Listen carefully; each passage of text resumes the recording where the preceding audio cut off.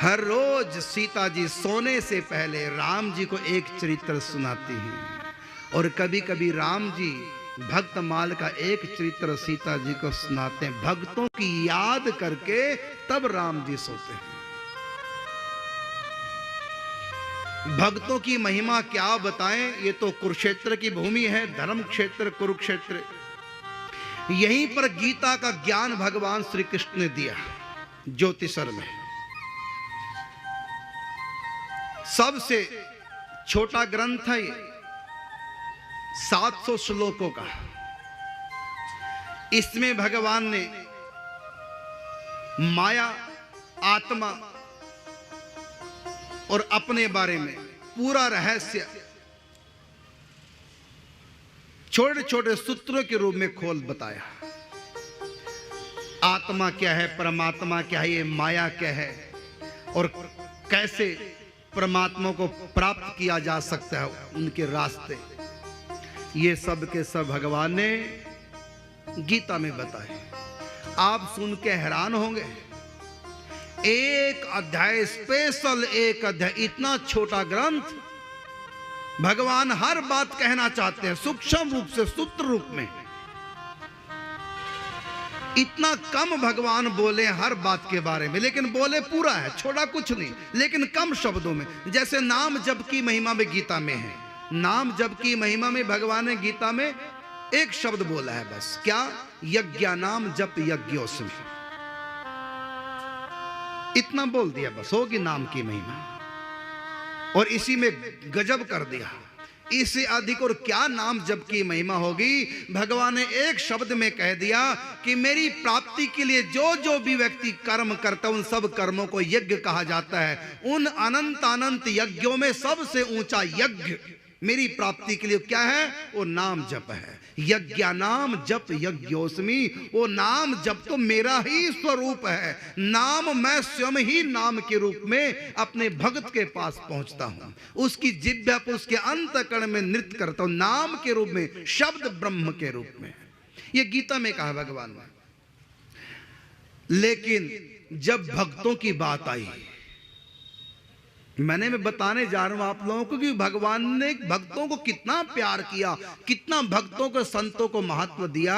जब भक्तों की बात आई, जो भक्ति करते हैं जीव, जब उनकी बात आई तो भगवान इस बात को भूल गए कि मुझको सूत्र रूप में हर बात कहनी है। भगवान ने गीता में हर बात सूत्र रूप में कही है, लेकिन जब भक्तों की महिमा भगवान गान करने लगे तो पूरा अध्याय ही भक्तों के नाम से बोल डाला भगवान ने। सूत्र रूप में नहीं, एक एक बात समझाई भक्तों की, और उस अध्याय का नाम हो गया भक्ति योगो नामः द्वादशो अध्याय।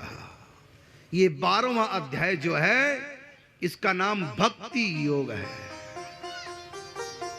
मेरे भक्त कैसे हैं, और भगवान ने बार बार इस अध्याय में कहा, भक्त मुझको प्रिय है, सा में भक्ता सा में प्रिय, यो में भक्ता प्रिय।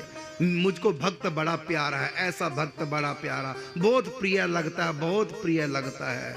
इस प्रकार भगवान ऐसे खो गए, एक शब्द को बार बार बोलने लगे, मुझको प्यारा है, मुझको प्यारा है, मुझको प्यारा है। इतना प्रेम करते हैं भगवान अपने भक्तों से। गीता जी का 12वां अध्याय भक्ति योग। ये भक्ति क्या है? भक्तमाल में भक्तों के चरित्र हैं, उनके गुण हैं। ऐसी भगवान ने गीता का 12वां अध्याय भक्तों के नाम है। इसमें भगवान अर्जुन के प्रश्न पर उत्तर दे। अर्जुन का प्रश्न है कि प्रभु, एक होते हैं ज्ञानी, एक होते हैं भक्त। ज्ञानी वो जो आपको निराकार मानते हैं, भक्त वो जो आपको साकार रूप में मानते हैं। ज्ञानी वो जिनको आत्म साक्षात्कार होता है, भक्त वो जिनको आपका साक्षात्कार होता है। ज्ञानी आत्मा राम होते हैं, आत्मा में रमण करते हैं, और भक्त आप में रमण करते हैं। मेरा प्रश्न है, एवं सतत युक्ताय भक्तास्त्वाम पर्युपासते, ये चाप्यक्षरम अव्यक्तम तेसाम के योग वित्तमः। इन दोनों में आपको प्रिय कौन सा है? प्रिय का मतलब दोनों में प्यार आप किससे करते हैं? प्रिय का मतलब जिससे प्यार किया जाता उसको प्रिय कहते हैं। देखो, भूख तो आप भिखारी की भी मिटा देते हैं। भिखारी द्वार पे आया, उसको खिला दिया पिला दिया, तो भिखारी को भी आप खिलाते पिलाते हैं, लेकिन प्रेम नहीं करते। और अपना बेटा, उसको खिलाते भी हैं और प्रेम से खिलाते हैं, प्रेम भी करते हैं। तो पालते भगवान सबको है, ज्ञानी को भी भक्त को भी। निराकार मानता है उसकी भी रक्षा करते हैं, साकार मानता है उसकी तो करेंगे, लेकिन प्रेम किससे करते हैं आप? ये प्रश्न है अर्जुन का कि आपको दोनों में प्रिय कौन सा है, ज्ञानी या भक्त? ज्ञानी वो जो आपको निराकार मानते हैं, प्रेमी वो जो साकार रूप में आपसे प्रेम करता है, क्योंकि प्रेम निराकार से हो नहीं सकता। प्रेम तो जब भी होगा साकार से होगा। तो आप बताओ दोनों में आपको कौन प्रिय है? तो भगवान श्री कृष्ण 12वां अध्याय श्लोक नंबर 2 अर्जुन को कहते हैं बिना किसी संकोच के, मैया वेशा मनो ये माम नित्या युक्ता उपासते श्रद्धया पर्योपेतास्ते में युक्त तमाह मता। जिनका चित्त मुझ में आसक्त है, मेरे इस साकार रूप में जिनका चित्त आवेशित हो गया है, जो मुझसे प्रेम करते हैं, जो मुझको साकार मानते हैं, वो मुझको ज्ञानियों से योगियों से भी उत्तम है, मुझको परम मान्य है, मैं उनसे प्रेम करता हूं, मेरे प्रिय है। अर्जुन का प्रश्न था सिर्फ इतना, एक ही प्रश्न किया 12वें अध्याय में अर्जुन ने, एक ही पहला श्लोक कि इतना पूछा कि दोनों में आप प्यार किससे करते हैं? तो उसका उत्तर भगवान ने दूसरे नंबर श्लोक में दे दिया कि मैं भक्त से प्यार करता हूं, ज्ञानी से नहीं। उद्धार ज्ञानी का कर देता हूं, लेकिन प्यार नहीं करता। प्यार मैं भगत से करता हूं। बस हो गया उत्तर। अर्जुन ने जो पूछा उसका उत्तर दे दिया, लेकिन भगवान को तो एक बहाना सा मिल गया भक्तों की चर्चा करने का, क्योंकि भगवान को भक्तों की महिमा गान करने में, अपने प्रेमी रसिक जनों का गुणगान करने में आनंद की उपलब्धि होती है, उस आनंद स्वरूप परमात्मा को भी। उद्धव से ही भगवान ने कहा ये तो प्रेम की बात है उद्धव, बंदगी तेरे बस की नहीं है, यहां सिर दे के होते हैं सौदे, आश की इतनी सस्ती नहीं है। तो यहां अर्जुन का प्रश्न था कि साकारवादी निराकारवादी दोनों में आप किससे प्यार करते? तो भगवान ने उत्तर दे दिया कि साकार रूप में जो मानता उससे मैं प्यार करता हूं, निराकार वाले से नहीं, क्योंकि निराकार वाले के सामने मैं जा ही नहीं सकता, क्योंकि वो मुझको निराकार मानता है और मेरा स्वभाव है ये यथा माम प्रपद्यन्ते तांस थे भजाम्य हम। जाकी रही भावना जैसी, प्रभु मूर्त देखी तिन तैसी। जब उन्होंने मुझको निराकार माना तो मैं उनके लिए निराकार बन गया। जब मैं निराकार बन गया, प्रेम कैसे कर पाऊंगा उनसे?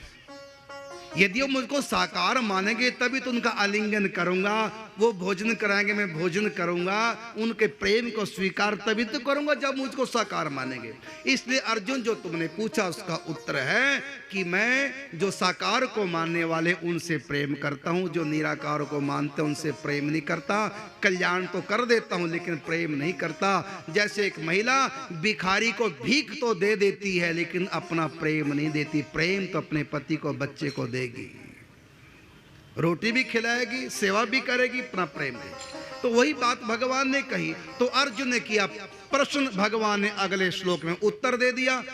बात वही खत्म हो जानी चाहिए थी, क्योंकि अर्जुन के प्रश्न का उत्तर मिल गया, लेकिन भगवान ने बात ही नहीं खत्म की। बोलते चले गए, बोलते चले गए। अरे जब प्रश्न का उत्तर मिल गया तो बोलना बंद करा, अगला प्रश्न का इंतजार क्यों?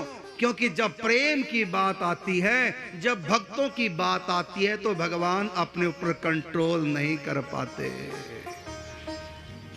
क्योंकि प्रेम में बातें करना बहुत अच्छा लगता है। इसका नाम है सहज सुख।